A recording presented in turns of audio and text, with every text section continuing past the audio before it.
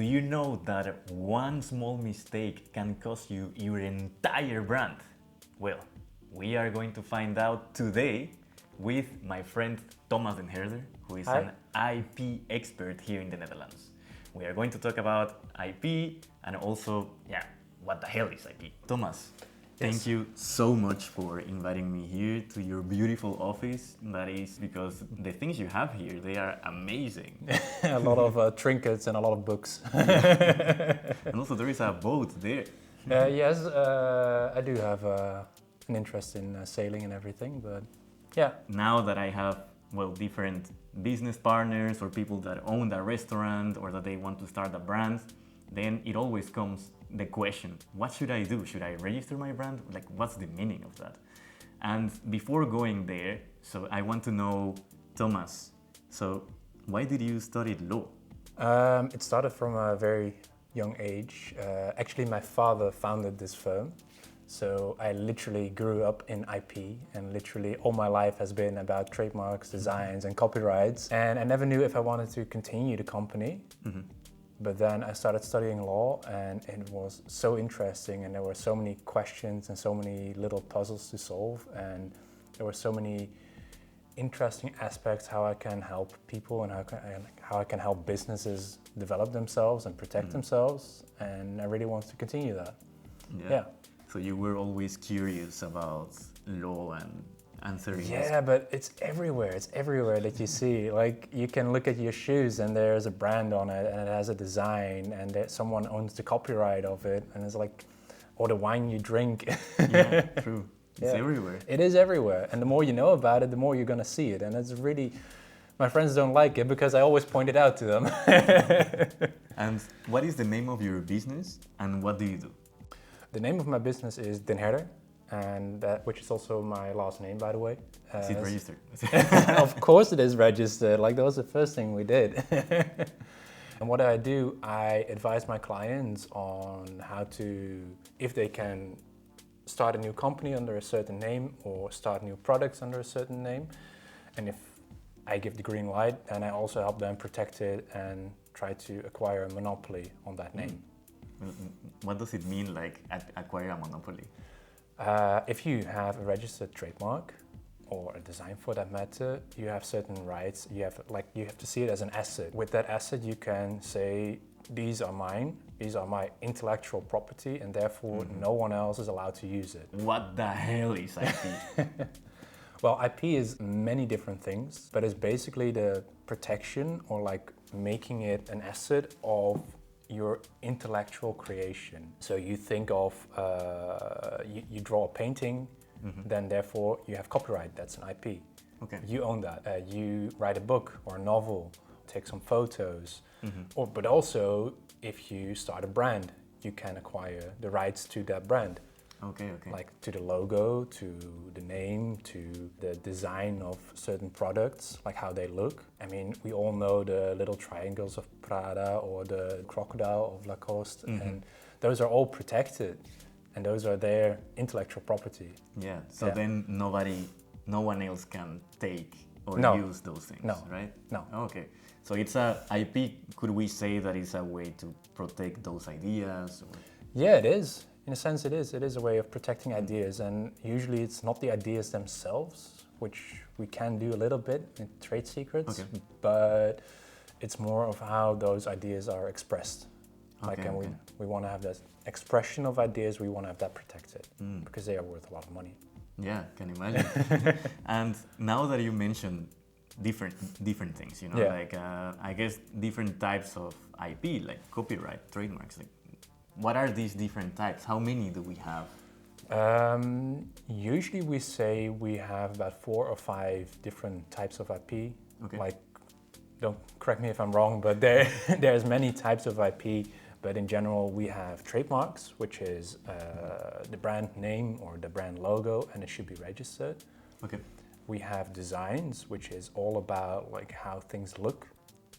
So you can protect the design of a shoe, you can protect the design of a chair. Related to that is copyright, which you don't have to register, you just have. Like if you just make a drawing right now on this piece of paper, then you have that copyright and it's yours. Also, if you take a photo, you have the ownership of that photo. Okay. So nobody else is allowed to just use your photo. And just like that, just magic. Like magic, yeah, it's just there. And then the last one is a bit more of a technical one, is patents. Okay.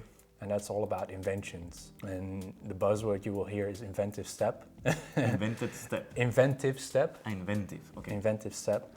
And it's all about providing a solution. It's about like creating a new technical solution to something, and it can be a new medicine, it can be a production line, it can be an engine, for example. The easier one to get is copyright. Yeah, because... And the most difficult could be patent, or? Well, patents are usually quite expensive and you need a lot of technical knowledge for that. So you get like a quite niche type of lawyer, because you need lawyers that both know the law but also know and understand the technical aspects of it.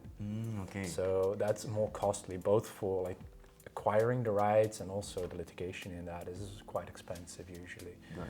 Copyrights, on the other hand, are very easily obtained, but because they're so easily obtained, it's also very difficult to prove you have a copyright. So there you see there's a lot of litigation going on, and a lot of people, it's very difficult to say this is my photo. If two people write a text and it's very similar, and then you say you stole it from me. No, you stole it from me. And then you get a chicken and the egg story, and it's really difficult to prove. And is it getting more difficult with AI? Definitely, because there's so many questions with AI right now. Like, don't get me started, but you have the question of ownership. You have the question of what is actually copyright protected. If you use AI, is then the end product protected with your copyright, or is it the prompts you gave to acquire that? Totally different topic. Totally different topic. I would say the easiest is a trademark. Okay. Because it is relatively cheap. It's also very easily used in litigation, because everybody can just look it up in the register. There's like public registers for that. Okay. And then they can just see, oh, well, they have that trademark. And therefore, it's very difficult to say that someone else acquired a trademark with unjust means. And what can it be trademarked? Oh, so many things. So many things. The most common ones are a name. Okay. Or a logo. Like the name of a brand? The name of a brand, a certain font can be a trademark sometimes. Okay. But like how you visualize your brand, like we have Nike, we have the swoosh, which is a brand. Don't mention that brand in the video. Okay, Adidas. But Adidas has, of course, the name Adidas, but it also has the logo with the flower, but it also has the 3 stripes. Yeah. And the 3 stripes are also very... it is also a trademark, and the basic rule we have is people need to notice it as a trademark. They need to understand that it comes from a certain company.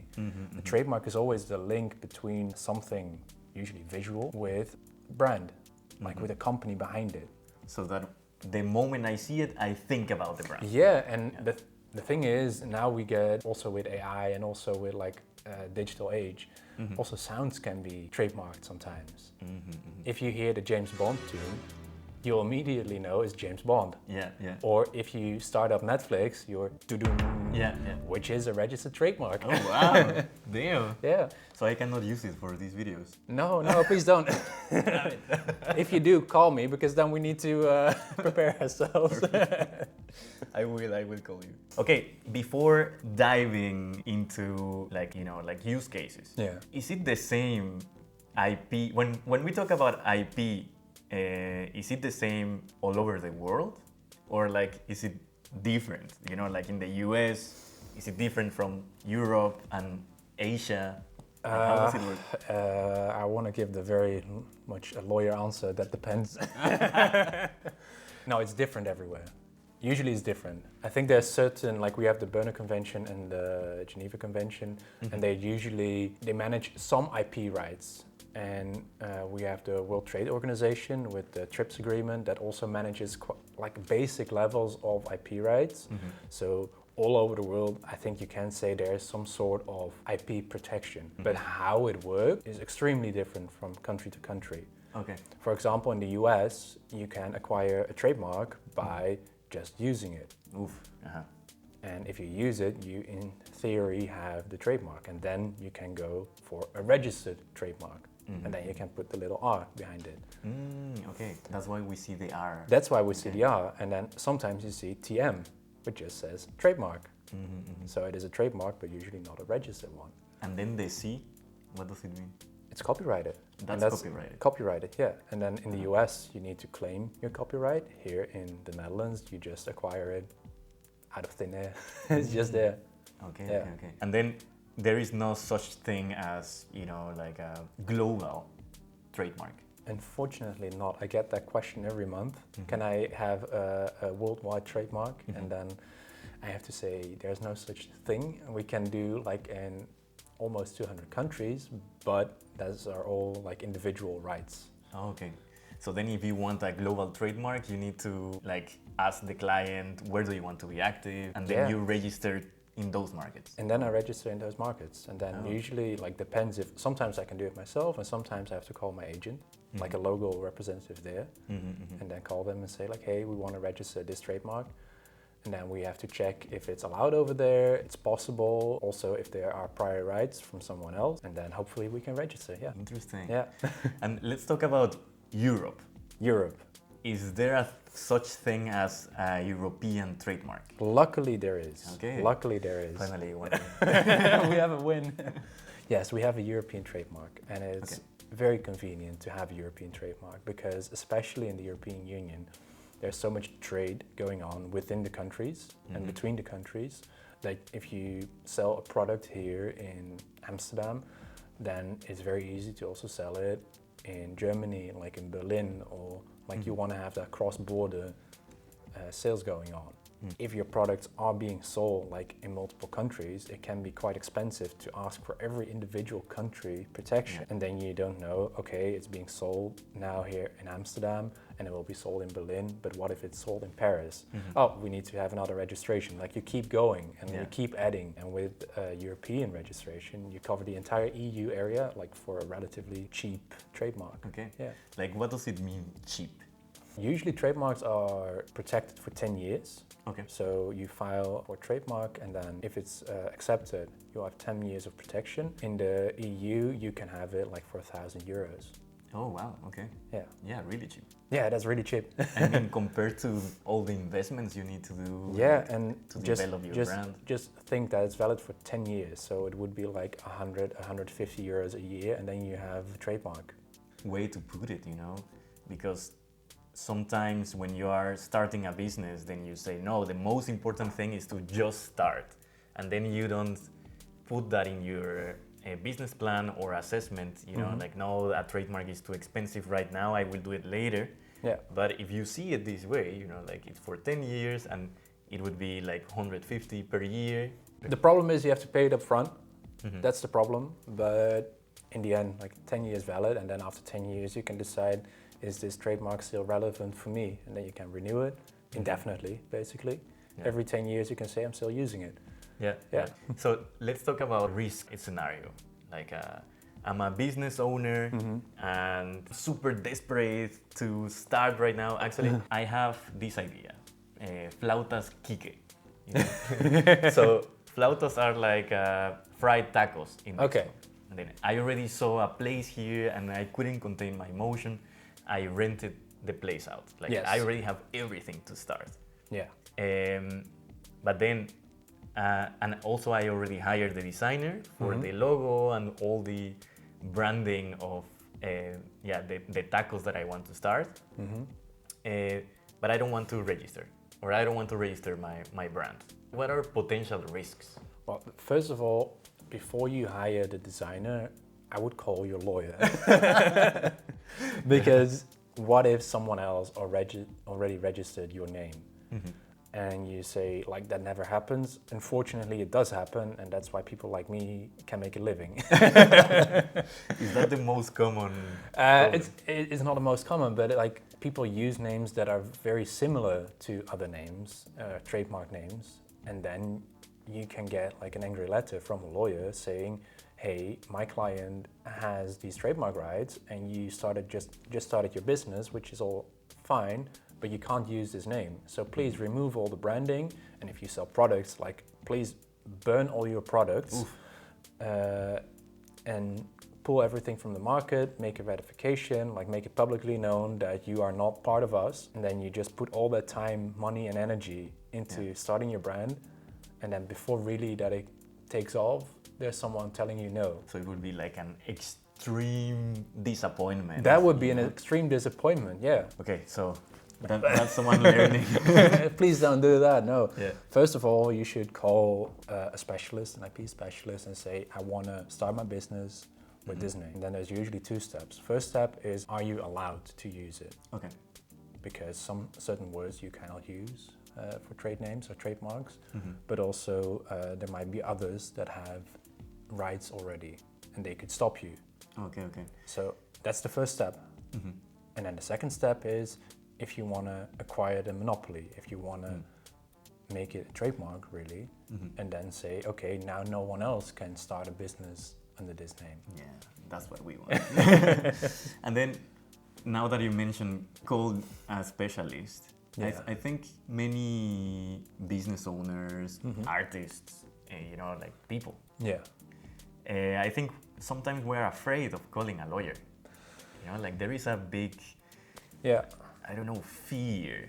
Yeah, we don't have a very good reputation because we write all those angry letters. And usually you only meet with a lawyer when there is a conflict. Yeah. But you do want to contact your lawyer before there is a conflict. I would always say just call, always make clear, like please tell me when I have to pay money and tell me beforehand. Because with a simple call, say, hey, I want to start a business and I am lost. Usually there can be like certain steps can be told like, okay, you need to do A, B, C, and then it should be fine. If you want to do A, B, C, that's going to cost you money. Oh, okay. But at least you know that there is risks, and at least you know certain things, oh, I can't do this or I can do this. So always call your lawyer, and if it's going to cost you money, they will tell you. Yeah. Yeah, and But then, I mean but then you know at least. Yeah. So always please call, and if you don't want to pay the money, that's also fine. But then at least you know as much as possible. And I think always call, like there's no harm in calling, and I think a lot of people will give you some advice in that. Okay, so one like pre-assessment kind of, like at least you can detect if there is risk there. Yes, of course. And then a lawyer won't charge for that. Usually not, no. Okay. No. Cool. Let's put your number here. He's I'm taking calls for free. But why would you want to learn everything? Like that's also the part of business, right? There's so many things you don't want to put in the time and effort because your qualities are somewhere else. Yeah. So it's going to save you so much time and effort by letting someone else do it. Like True. I was in contact with a lawyer lately for something else, and it turned out after all that he was part of another company and they wanted to register their trademarks. And he said, Thomas, I don't know much about IP, like I know a little bit. Can you please do it? What would you charge? And then he looked and I was like, yeah, okay, but it would be so much more expensive and so much more time consuming and so much more riskful if I did it myself. Absolutely. So he was like, can you please do it? And I was like, yeah, of course I can. Yeah.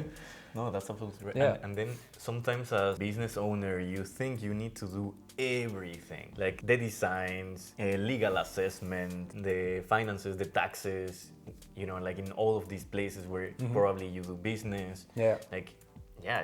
And then sometimes you don't think, yeah, of course I can hire an expert here. It will be way better and way more efficient for me because I can focus on like growing a business. Yeah, you can focus on doing what you do best, right? Like if you certain spirits in a country, you know everything about those spirits, and you know everything about how to sell it or bring it to customers or bring it like market it maybe. Yeah.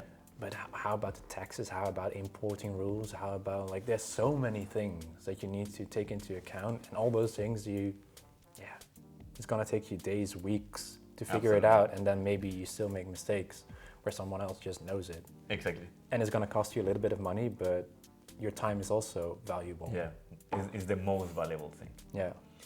So let's talk about some use cases. Yes. Like I'm just going to pretend that I have these businesses and I come to you and then you tell me like, these are the IP rights that are more interesting for you. Let's say that I have a tequila brand in Mexico, Mm-hmm. and then I already have these friends in the Netherlands and actually in Europe, but and I already did everything, like all the operational things to bring the tequila to the Netherlands. Yes. Actually, it's already there in Rotterdam, but I forgot about IP. Like, what are the things that I need to consider in this case? Well, before you start selling, first call your lawyer. No, but first, there are certain things on those bottles. Like there's your brand name, there is what it is, like there's all specific rules about that.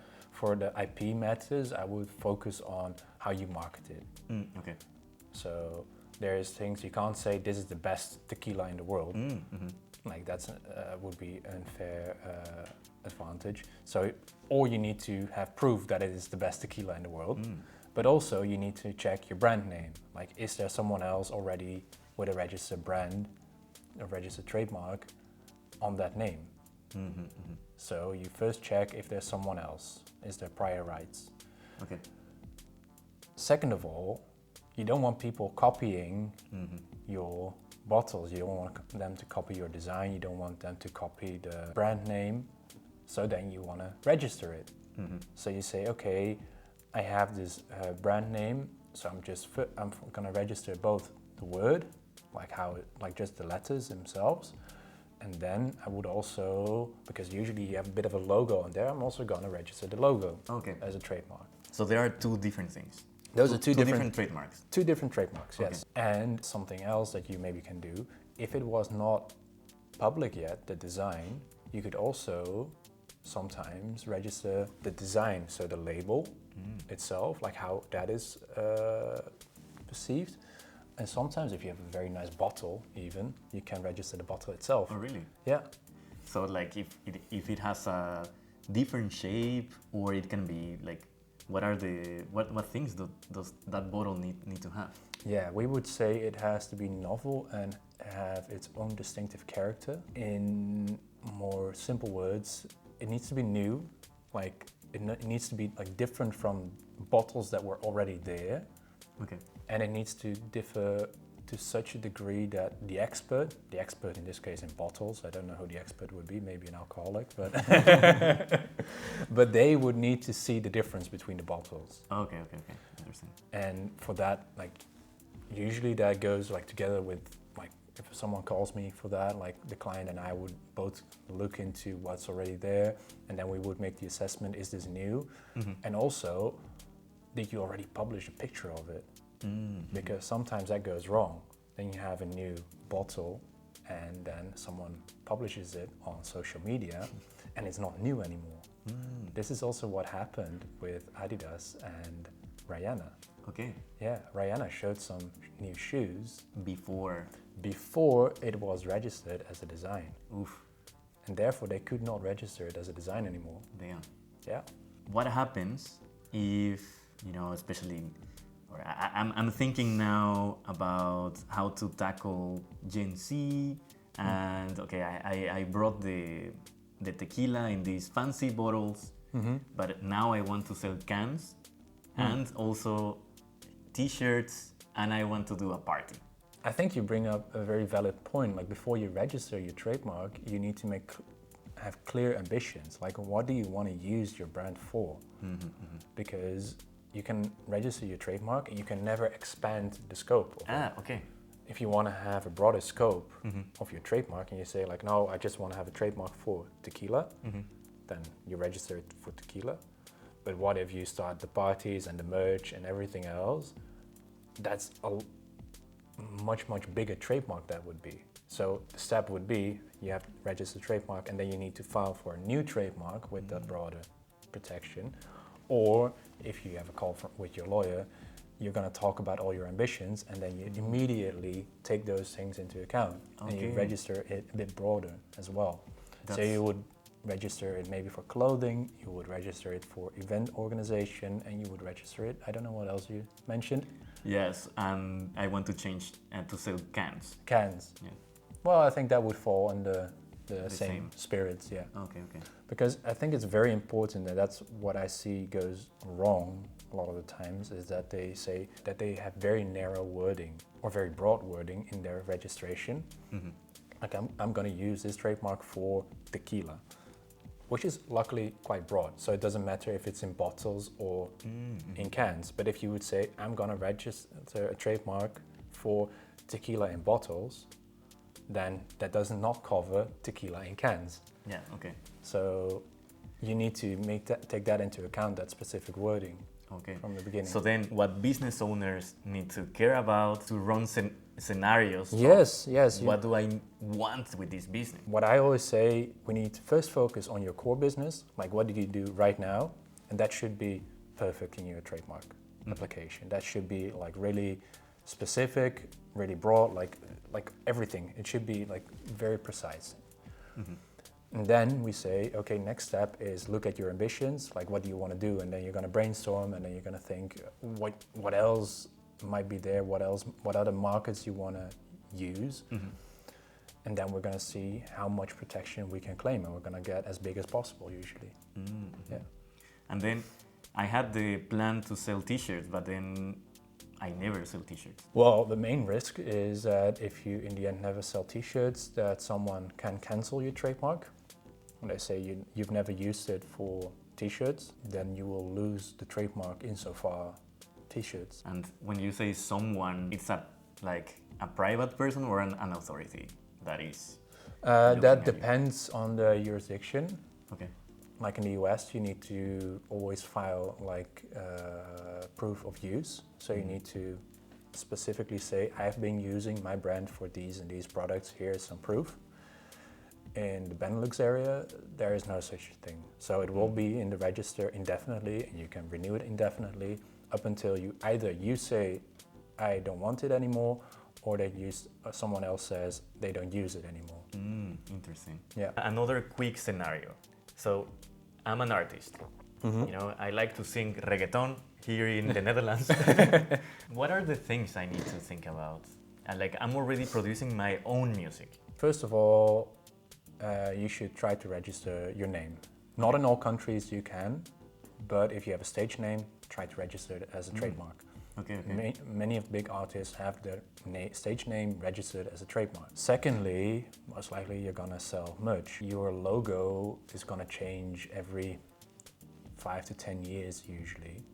Before you publish your logo and before you publish the designs of your merch, you should register that as a design, because then it's new, as we talked about, and no one else can put your designs on something else. So before you start a tour usually, there's all new merch going on, so before the tour there's all the merch and it's all registered as designs. Okay. Yeah. So then if I have 4 different t-shirts, these are 4 different designs that I can register? Yes. Okay. And luckily, if you would file, depends on the jurisdiction a bit, but at least in Europe, you can do multiple filings in a combined design. So you would save a lot of money on the different legal fees that you otherwise need to pay. So always do it in bulk, I would say. Yeah. Got it. So a package is always better than A package is always better, yeah. Beforehand, we want to cover as much as possible, but also if it's not public yet, there's still some time to figure out a strategy. And if you have to do it with the means you have, there's certain things that are public and certain things that are not, and there's a lot of time pressure, it's usually going to cost you a little bit more money. And what about the songs I produce? There's copyright on that, of course. First of all, be careful with songs you use from other artists. If I do a remix. Yeah, if a remix or the sampling, there's going to be copyrights on that. And but your songs are also copyright protected. Okay. What we do sometimes is to get a stamp. The most problematic thing in copyrights is proof usually. To prove that you made something on a certain date. Okay, and how do you prove that? Some standard rules for that, because everything can in theory function as proof. What we would do is sometimes sign a contract. Okay. And have it certified. A contract is signed on this date, and then in that contract we would describe what is in there, what is the work, and maybe usually we do that with pictures. And the authorities now also have a stamp they would give, so you can upload your files with the authorities, and then they would keep it, and they would give you a stamp saying like, we received this file on this date. Okay. And then every 5 years you have to pay if you want to renew the saving of the file, but normally it's yeah. Like if I want to register it this year, 2025, what can be the cost What do you want to register? of the song that I produced? I think the authorities now charge 50 euros. Okay. It's nothing, no. So it's way better to just do it. To just do it, yeah, especially if you're gonna make money from it afterwards, yeah. Okay, let's forget about this phrase. Cool. Well, thank you. That helps a lot. You're welcome. So, just to summarize, I mean, whether you are a business owner, an artist, you want to start a brand, or you invested, I don't know, you want to protect your IP. Yes. Like, what are the recommended practices? First of all, you need to understand what types of IP you have. So we saw a few examples, and you see there's a lot of IP involved in all the different types of products you sell or services you offer. But as a rule of thumb, I would say you have like your brand name, your brand logo, and sometimes you have assets. Like you have your bottles and your tequila brand, or you have your merch when you're an artist. So I think those are the core values of your business, and those are the most important to protect. If you made that assessment of what is important to you, you're gonna check how you're gonna use it. Okay. Like, what are your ambitions? What are your plans for the next 5 and 10 years? And with that in mind, you should register your trademark and file your designs. And if I'm planning a business and I want to check if something is registered with that name, like, do I need to call a lawyer, or can I do it myself? You can do it yourself. Yeah, there's the BOIP, which is the Dutch, the Benelux authority, and there you can, which is also in English, by the way. There you can just type in your brand name and say like, is there a brand name with this? Oh, okay, interesting. Problem is, it's only doing like the exact search usually. So if you want to have like a broader understanding, or like someone else is using a trademark or like that's similar, and they could also have rights to that, you're not going to find that, unfortunately. Like, what can be an example? What do you mean? If I search, let's say, Nación Nómada, Yes. This tool won't give me anything if there is, like not an identical thing registered. Yes. But it is not going to give me the brands that are called Nation. No, they're not going to give you Nomadic Nation, for example, which is very important because it would mean the same in different countries.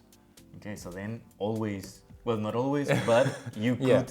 Yeah, so step one is always like, what IPs do you have? Then it is, can I use it? So check if there is someone else owning the trademarks or the copyrights. And then the third step is try to protect it yourself. Got it. Yeah. Cool, amazing. Yeah. And if you can send a text message to every business owner and artist in the Netherlands, what would it be? Call your lawyer, check if someone else has rights on your brand. Third of all, register it. Amazing. Thomas, thank you so much. Thank you for having me. So actually I could feel and I can have now an understanding of what IP is, especially in Europe. And I could feel before and after this conversation. I really understood, like, okay, what are my tasks as a business owner, and then what an IP lawyer does. Like before it was this abstract concept, and now I can really put it into, like a practical example. Put it in business. Exactly. Yeah. I hope we can have another conversation soon. Yeah, I hope so. I really hope so. Yeah. Amazing. Thank you so much. Thank you. Hey. Thanks, man.